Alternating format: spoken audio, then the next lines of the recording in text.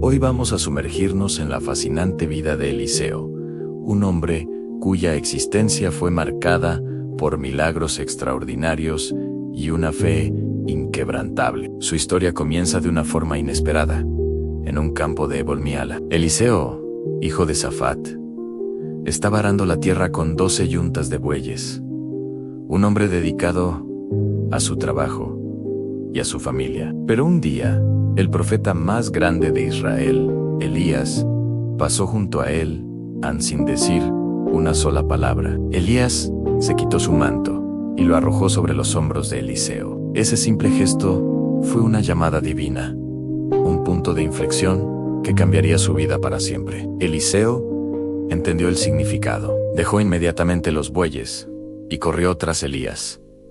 Solo le pidió una cosa: permiso para despedirse de su padre y de su madre. Tras recibirlo, Eliseo tomó la yunta de bueyes, la sacrificó y, usando la madera del arado como leña, cocinó la carne y la compartió con su gente.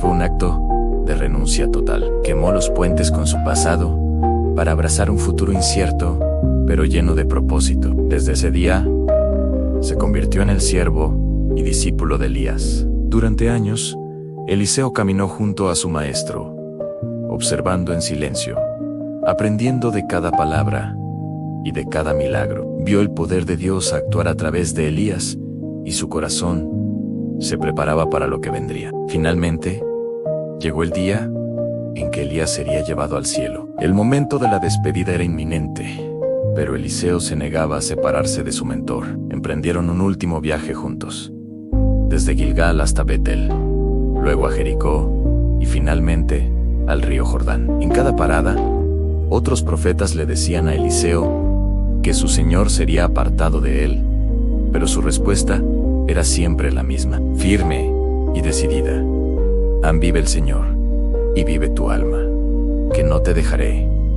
Su lealtad era absoluta. Al llegar a la orilla del Jordán, Elías tomó su manto, el mismo que había lanzado sobre Eliseo, y golpeó las aguas. Asombros de Aumenchi, el río se dividió en dos, y ambos cruzaron sobre tierra seca. En el otro lado, Elías se volvió hacia su fiel discípulo y le preguntó qué deseaba antes de partir. La petición de Eliseo no fue por riquezas ni por poder terrenal. Él pidió algo mucho más profundo. Te ruego que una doble porción de tu espíritu sea sobre mí. Elías reconoció la magnitud de su petición y le dijo: cosa difícil has pedido. Si me vieres, cuando fuere quitado de ti, te será hecho. Mas si no, de repente, mientras caminaban y hablaban, un carro de fuego, tirado por caballos de fuego, apareció de la nada y los separó. En medio de un torbellino, Elías ascendió al cielo. Eliseo lo vio todo. Con el corazón desgarrado por la pérdida, pero lleno de asombro, clamó a gran voz: Padre mío, carro de Israel y su gente de a caballo. En un gesto de profundo dolor, rasgó sus propias vestiduras. Luego, vio el manto de Elías que había caído al suelo. Lo recogió, regresó a la orilla del Jordán y, con la fe encendida, golpeó las aguas diciendo: ¿Dónde está el Señor, el Dios de Elías? Al instante, las aguas se dividieron una vez más. Eliseo cruzó de vuelta solo, pero ya no era el mismo. Los hijos de los profetas, que lo vieron desde lejos, supieron que el espíritu de Elías ahora reposaba sobre él. El ministerio de Eliseo había comenzado. Su primer milagro público tuvo lugar en Jericó. Los hombres de la ciudad se acercaron a él con un problema grave. El agua era mala y la tierra estéril, lo que causaba muerte y enfermedad. Eliseo, actuando con la autoridad que le había sido conferida, pidió una vasija nueva llena de sal. Fue al manantial de las aguas, arrojó la sal y declaró en nombre de Dios: Yo sané estas aguas, y no habrá más en ellas muerte ni enfermedad. Y así fue. Desde ese día, las aguas de Jericó quedaron sanas, un testimonio del poder de Dios a través de su nuevo profeta. Poco después, mientras subía a Bitol, Eliseo enfrentó una prueba muy diferente. Un grupo de muchachos salió de la ciudad y comenzó a burlarse de él, gritándole: «Calvo, sube, calvo, sube». Su burla no era una simple travesura infantil, era un desprecio directo al profeta de Dios. Eliseo se volvió, los miró fijamente y los maldijo. En el nombre del Señor, inmediatamente. 2 osas salieron del bosque y atacaron al grupo, despedazando a 42 de ellos. Un evento terrible que sirvió como una advertencia sombría sobre el respeto debido a los siervos de Dios. El ministerio de Eliseo continuó impactando a reyes y naciones. En una ocasión, los reyes de Israel, Judá y Edom se aliaron para luchar contra Moab. En su marcha por el desierto, se quedaron sin agua para sus tropas y animales, enfrentando una muerte segura. Desesperados, buscaron al profeta Eliseo, aunque al principio reacio a ayudar al rey de Israel por su idolatría, accedió por respeto al rey de Judá. Pidió que le trajeran un músico. Mientras el hombre tocaba su arpa, la mano del Señor vino sobre Eliseo y profetizó. Les ordenó cavar zanjas por todo el valle y les aseguró que, sin ver viento ni lluvia, el valle se llenaría de agua. Así sucedió. A la mañana siguiente, las zanjas estaban repletas. Cuando los moabitas vieron el agua desde lejos, teñida de rojo por el sol del amanecer, creyeron que era sangre y que los reyes se habían destruido entre sí, y corrieron a saquear el campamento, pero cayeron en una emboscada y fueron derrotados. La compasión de Eliseo también se extendió a los más necesitados. Una viuda, esposa de uno de los hijos de los profetas, acudió a él, llorando. Un acreedor estaba a punto de llevarse a sus 2 hijos como esclavos para saldar una deuda. Eliseo le preguntó: «¿Qué tienes en casa?». Ella respondió que no tenía nada, salvo una pequeña vasija de aceite. El profeta le dio instrucciones precisas en: «Pide prestadas muchas vasijas vacías a tus vecinos, enciérrate en tu casa con tus hijos y comienza a verter el aceite de tu única vasija en las demás». La mujer obedeció. Milagrosamente, el aceite fluyó sin cesar hasta que la última vasija estuvo llena. Eliseo le dijo: «Ve y vende el aceite, paga tus deudas, y tú y tus hijos vivid del resto en Sunam». Una mujer importante y generosa solía hospedar a Eliseo cada vez que pasaba por la ciudad. Reconociendo que era un santo varón de Dios, convenció a su esposo para construirle una pequeña habitación en el techo de su casa, amueblada con una cama, una mesa, una silla y una lámpara.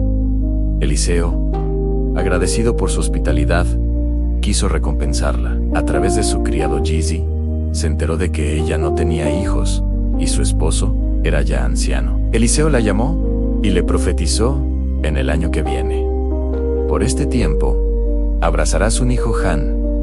Aunque ella lo dudó, la promesa se cumplió y dio a luz un niño. Años más tarde, la tragedia golpeó. El niño, estando en el campo con su padre, se quejó de un fuerte dolor de cabeza y murió en el regazo de su madre. La tsunamita, con una fe extraordinaria, no se detuvo a llorar. Colocó al niño en la cama del profeta, ensilló un asna y corrió sin descanso hasta el monte Carmelo para buscar a Eliseo. Cuando él la vio de lejos, supo que algo andaba mal. Al llegar, ella se postró a sus pies, llena de angustia. Eliseo primero envió a su criado Gizi con su báculo para que lo pusiera sobre el rostro del niño, pero no hubo respuesta. Entonces, Eliseo fue personalmente.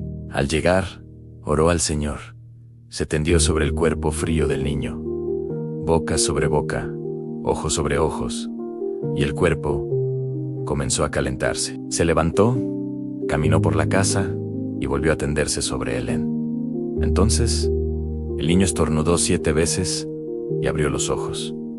Eliseo llamó a la madre y le entregó a su hijo vivo. La provisión de Dios a través de Eliseo se manifestó incluso en tiempos de hambruna. Un día, sus discípulos preparaban un guiso, pero uno de ellos, sin saberlo, recogió calabazas silvestres venenosas y las echó en la olla. Cuando empezaron a comer, gritaron: «Varón de Dios, hay muerte en la olla». Con calma, Eliseo pidió un poco de harina. La echó en la olla y dijo: «Dad a la gente para que coma». El guiso se volvió comestible y nadie sufrió daño. En otra ocasión, un hombre trajo 20 panes de cebada como ofrenda. Eliseo ordenó dárselos a los 100 hombres que estaban con él.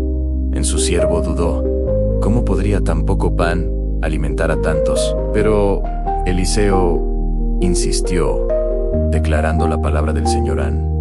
Y así fue.